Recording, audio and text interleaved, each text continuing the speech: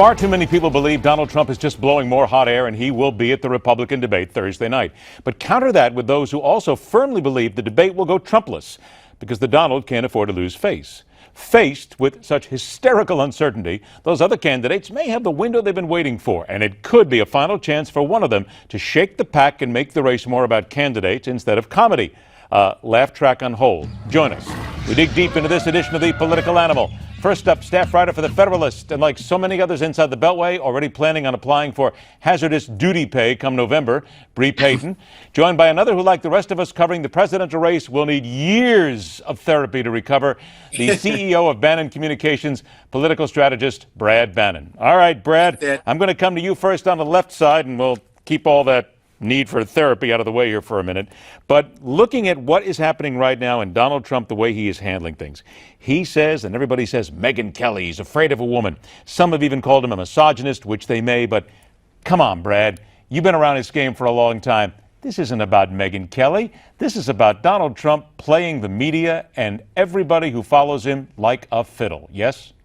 Well, yeah, he does play the media well, but I think he made a big mistake here. Let's look at the reality here. It's a close race between Trump and Cruz from all indications. We're, just days before the caucuses, and Fox is the Republican mothership. And so he's going to skip the debate because of, if you're afraid of Megyn Kelly, you must be terrified of Vladimir Putin. All right, Bre, I come to you then because it's the same question, but Brad brings up a good point. Many people believe that he is making a huge mistake here because you can't afford not being on Fox, even though he's shown up 132 times on Fox News and Fox Business here, I think, in the last year or so. Has he made a mistake? I think he definitely has. And I think that Ted Cruz is definitely gaining momentum from this mistake. We have the front runner right now kind of dropping out of the race, and Ted Cruz is left standing kind of in the front. And I think also this move really makes Donald Trump look weak, because since he said that he's boycotting the debate, he has called Megyn Kelly a lightweight reporter and other such names like that. And it just kind of brings to mind the question, okay, if Megyn Kelly is such a lightweight reporter and so not a big deal, then why is he afraid to face her? What is he? Yeah, but do you really think he's afraid to face her? Honestly, Bre, do you really think he's afraid to face her? Because to me, this is just brilliant theater. This is nothing more than that. He's making her a scapegoat, and he's staying away from issues. You know what?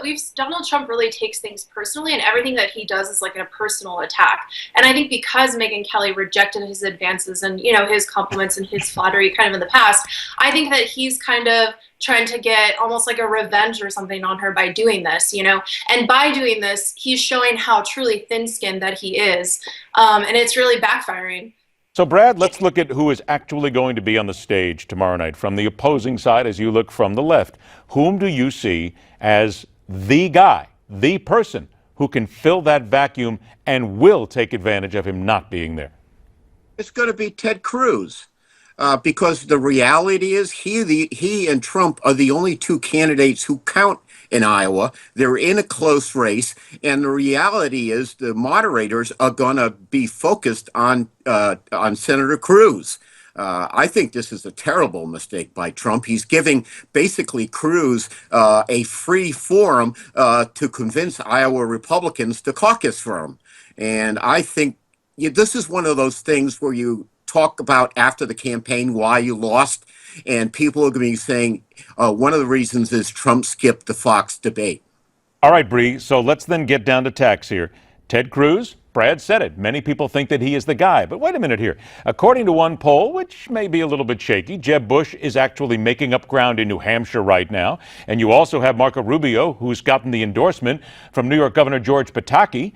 So if it's not Ted Cruz, in your opinion, who can anybody come up here and make a dent?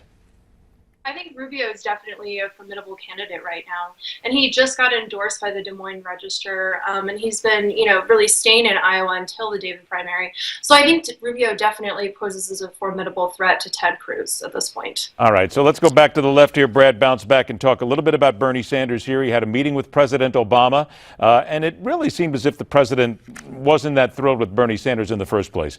Do you see this as a peace offering? Is this Bernie Sanders looking to get the president's backing? Will it make any difference? I think it was mainly theater. because the other day, of course, the president complimented Secretary Clinton in very glowing terms. And I think this is just theater to so you can show the president, with his arm around Bernie, I love him too.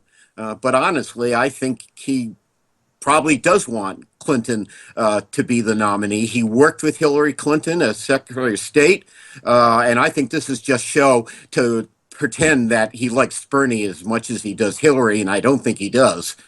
I got about 30 seconds left here, Bre. Let's go off the track here from politics for a moment. The occupation, if you will, in Oregon that's going on right now. One person has died because of a gunfight. Is there?